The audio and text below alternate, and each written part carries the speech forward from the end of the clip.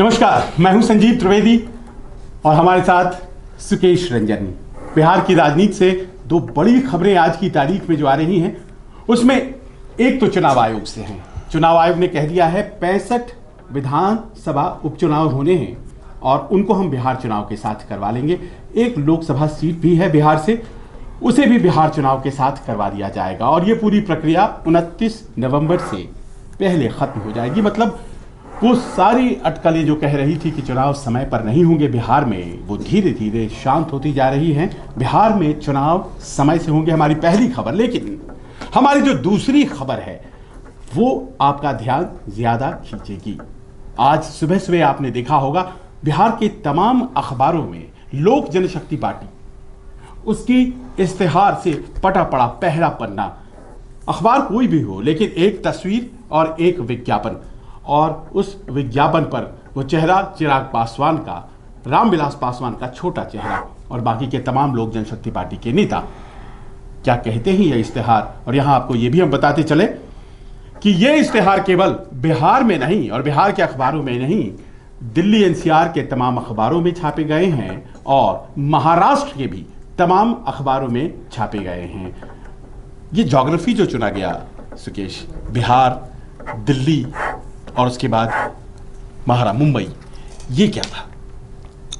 नहीं, उस नारे में आपने देखा होगा लिखा है बिहार फर्स्ट, बिहारी फर्स्ट।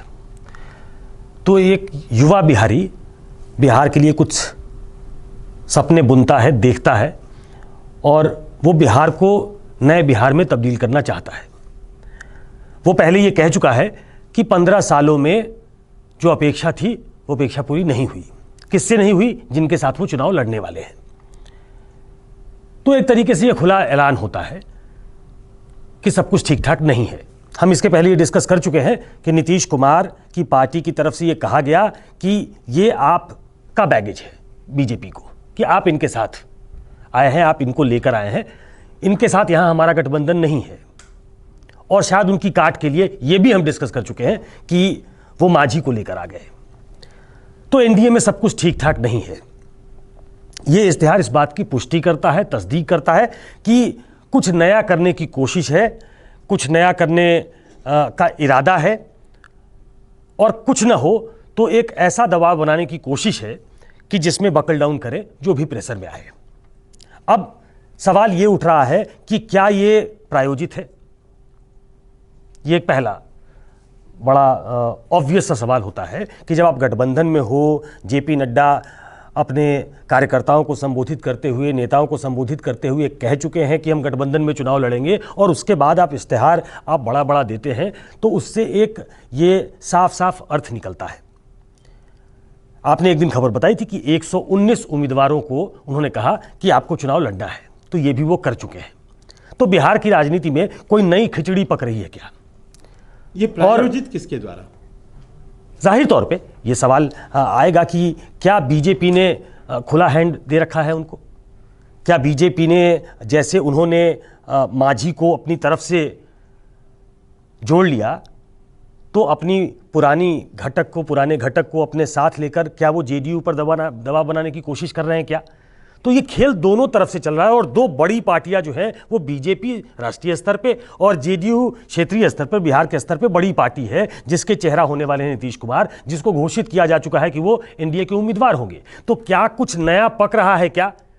क्या कुछ ऐसा दिमाग में है कि उस ब्रिंक तक ले जाया जाए जहां नीतीश कुमार को यह कहना पड़े कि हम इक्वल पार्टनर हैं, जहां नीतीश कुमार को यह कहना पड़े कि आप जिस तरीके से चलाना चाहते हैं उस तरीके से बैठ के बातचीत हो जाए? तो ये दोनों तरफ से दबाव बनाने की कोशिश है। जिस तरीके से पिछले कुछ दिनों में नीतीश कुमार ने एक्ट किया है और जिस तरीके से चिराग पासवान एक्ट कर रहे हैं, उससे ये सवाल उठ रहा है कि क्या ये अपने आप हो रहा है या कहीं से इसको पुश मिल रहा है, इशारा मिल रहा है?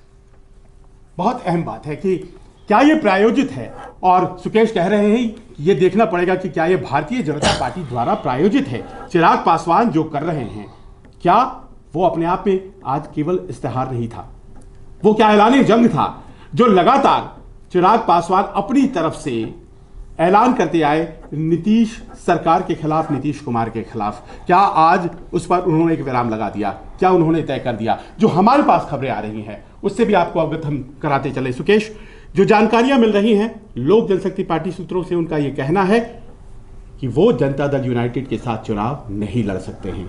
जितने सवाल उठाए गए हैं वो 15 सालों के कार्यकाल का नतीजा है। 15 सालों में नीतीश कुमार ने बिहार को पीछे किया है और ये कतई नहीं हो सकता है कि उनके साथ उनको मुख्यमंत्री का चेहरा बनाया जाए और हम चुनाव लड़े, क्योंकि हम खुद से झूठे हो जाएंगे। तो ऐसे में क्या होने जा रहा है? क्या ऐसे में कोई नई बात कही जा रही है इन इश्तेहारों के जरिए? और वो नई बात यह है कि क्या जनता दल यूनाइटेड को इस बार लोक जनशक्ति पार्टी के उम्मीदवारों का भी सामना करना पड़ेगा? और फिलहाल हमारा जवाब हाँ में है। हम ये अपने दर्शकों को बताना चाहते हैं कि पूरी संभावना जताई जा रही है इस बार जनता दल यूनाइटेड के सामने लोक जनशक्ति पार्टी खड़ी रहेगी, यानी कि एनडीए में बहुत बड़ी टूट की बात सामने आ रही है। खुद सुकेश भी ये कह रहे हैं कि कोई नई खिचड़ी पक रही है। और हमारी जो जानकारी है वो ये कह रही है कि जनता दल यूनाइटेड के सामने लोक जनशक्ति पार्टी के उम्मीदवार खड़े हो सकते हैं, सामने टक्कर दे सकते हैं। अभी सब कुछ फाइनल नहीं हुआ है सुकेश, लेकिन ये जो प्रायोजित अगर भारतीय जनता पार्टी कर रही है तो फायदा क्या होगा, क्योंकि एनडीए मतों का विभाजन हो जाएगा। यही सवाल है ना कि बीजेपी क्या करेगी। देखिए, चिराग पासवान, रामविलास पासवान, क्या ये अपने दम पे कर रहे हैं? क्या ये यूपीए रिपीट करना चाहते हैं कि अब यूपीए के कार्यकाल में केंद्र में मंत्री हैं और वहां लालू यादव से आप चुनाव भी लड़ रहे हैं? क्या बीजेपी ऐसा होने देगी? Will it be repeated? मुझे लगता है कि नीतीश कुमार जो उनके एलाई हैं, एक बड़े एलाई हैं जिनके 16 सांसद हैं, राज्यसभा में भी सांसद हैं, क्या उसको हाशिए पे डाल देगी बीजेपी? उनको दोनों में से एक को चुनना पड़ेगा। क्या बीजेपी ने तैयारी कर ली है कि हम पासवान के साथ तो रहेंगे लेकिन जेडीयू से अपने संबंध खराब कर लेंगे?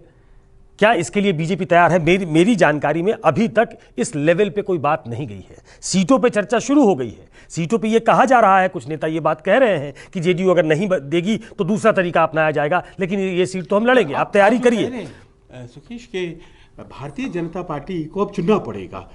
क्या ये पूरा सिचुएशन, राजनीतिक परिदृश्य बिहार का एनडीए के भीतर इस स्थिति में पहुंच चुका है जहां Bharatiya Janata Party has to make a choice, LJP या जेडीयू? क्या इस तरह की स्थिति आ चुका है? मुझे लगता नहीं है। देखिए, मैं बीजेपी को थोड़ा समझता हूं और कुछ दिनों से कुछ सालों से जो मैंने बीजेपी की कार्यप्रणाली देखी है, तो एक बार जब अध्यक्ष ये बात कह देता है कि हम गठबंधन में हैं, हम चुनाव लड़ेंगे, तो उससे पीछे हटना थोड़ा मुश्किल होता है।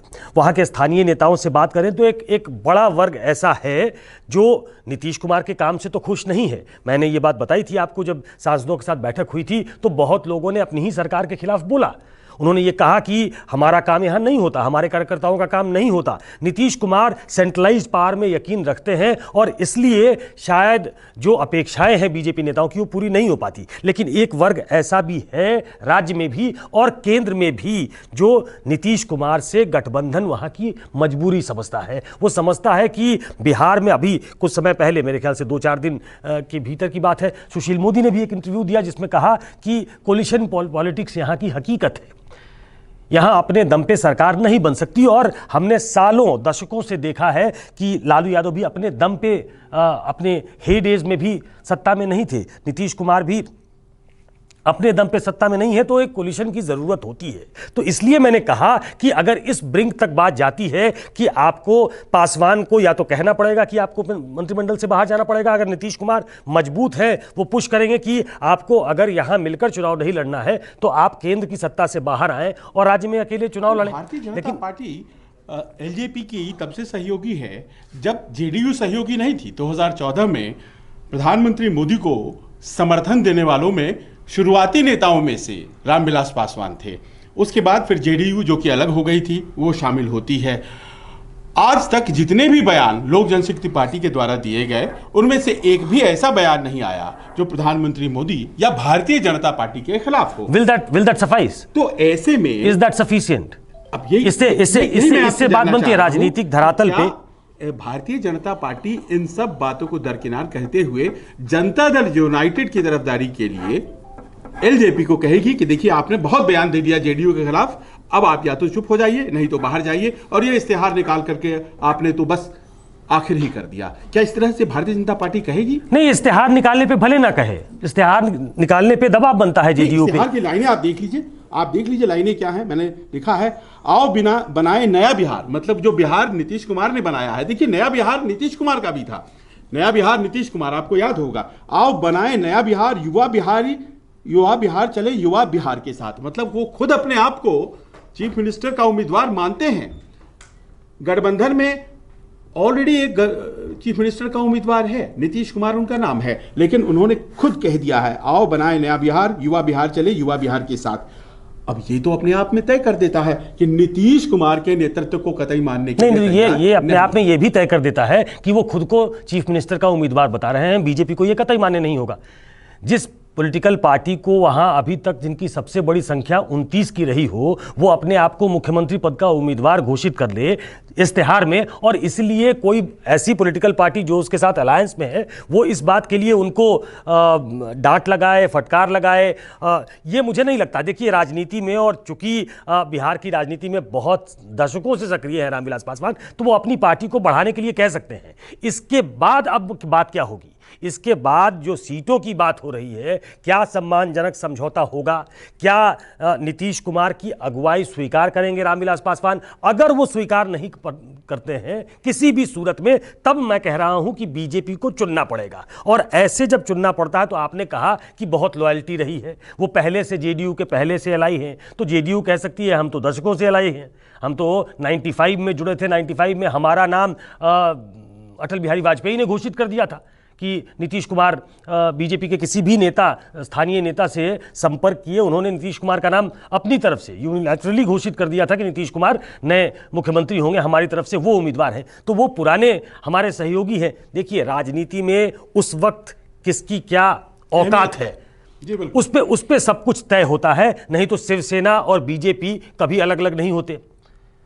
शिवसेना और बीजेपी तो नेचुरल एलाई है। चुनाव के बाद हुआ था महाराष्ट्र में, यहां तो चुनाव के पहले ही तस्वीर जो है बिल्कुल साफ हो जा रही है। अब आपको देखिए, एक और जानकारी हम दें, 7 तारीख को जनता दल यूनाइटेड की तरफ से एक बाकायदा कार्यक्रम शुरू किया जा रहा है। नीतीश कुमार लाइव जाएंगे और जो कहा जाता है कि ई रैली शुरू होगी, भाषण दिया जाएगा, उसके लिए ऐप वगैरह बनाया गया है और विधिवत प्रचार की शुरुआत 7 तारीख से की जा रही है। अब देखिए, 7 तारीख को ही लोक जनशक्ति पार्टी क्या कर रही है, उन्होंने भी अपनी बैठक बुलाई है, अपने पार्लियामेंट्री बोर्ड की बैठक। अब एनडीए के जैसे 2 दल हैं, एक दल अपनी प्रचार कार्यक्रम को शुरुआत करता है, जाहिर है वो उम्मीद करता है कि वो समर्थन उसे मिलेगा, लेकिन नहीं, लोक जनशक्ति पार्टी ने अपने भी बैठक का ऐलान कर दिया है। ये तो एकदम खुला चुनौती है कि आप एक तरफ करें कार्यक्रम तो हम भी अपनी कार्यक्रम करेंगे। 7 तारीख को दोनों की बैठकें होती हैं, दोनों उस दिन तय करेंगे कि चुनाव में हमें क्या करना है। नहीं, जो आप जिस रैली की बात कर रहे हैं 7 तारीख को, वो पहली रैली है, ई रैली है नीतीश कुमार की, वो जेडीयू की रैली है, उसमें बीजेपी शामिल नहीं हो रही है। हम इसको इस तरीके से रीड शायद खुले में तब कर सकते थे कि बीजेपी जेडीयू एक मंच पे होती, लेकिन एलजेपी अपनी पार्लियामेंट्री बोर्ड की बैठक कर रही होती, हो सकता है। और अब हर रोज बीजेपी की बैठकें हो रही है, हो सकता है उसी दिन पटना में कुछ इंपॉर्टेंट बैठक जो है वो बीजेपी की चल रही होगी। इसमें बहुत पढ़ने की जरूरत नहीं है। पढ़ने की जरूरत आज के इश्तेहार में है,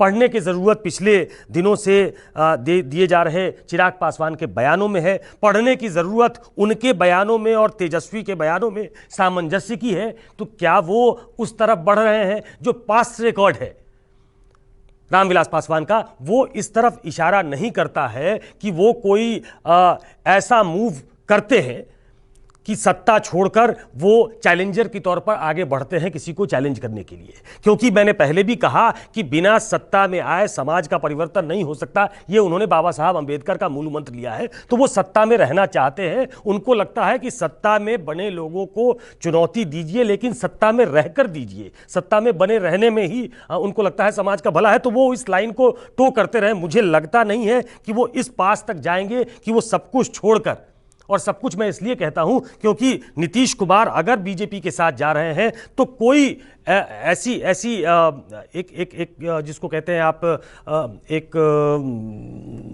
धुरी है जो उनको जोड़कर रखती है, कोई ऐसी कड़ी है जो उनको जोड़कर रखती है, और दोनों को साथ चलना अब एक दूसरे की मजबूरी लगती है ऐसे मौके पे। अब इसके इतर कोई फैसला हो जाए, रामविलास पासवान ये फैसला करा दें, या बीजेपी उसमें अपनी अहमियत ढूंढते हुए अपने आप को आगे कर दे और वो जेडीयू को दरकिनार कर दे, ये बड़ी मुझे दूर की कौड़ी लगती है। तो धीरे धीरे ये पैन आउट करेगा, ये रिजॉल्व होता है या कॉम्प्लिकेट होता है, ये आने वाले दिनों। देखिए राजनीति जो है बिहार में अब हर रोज हो रही है, हर रोज उसमें कोई नए डेवलपमेंट होंगे और ऐसा लगेगा कि मेक और ब्रेक है, लेकिन एक दिन वो सकारात्मक दिखेगा, दूसरे दिन वो नकारात्मक दिखेगा, लेकिन ये अभी लंबा सिलसिला चलना है क्योंकि चुनाव तय हो गया है, अब ये बात सामने है। लेकिन एक उदाहरण हमारे पास है और वो उदाहरण तो हम सब जानते हैं, साल 2005 का, जब लोक जनशक्ति पार्टी दिल्ली की सरकार में भी थी और लालू यादव जो कि दिल्ली की सरकार में रामविलास पासवान के साथ थे, उनसे वो चुनाव लड़ रही थी बिहार में,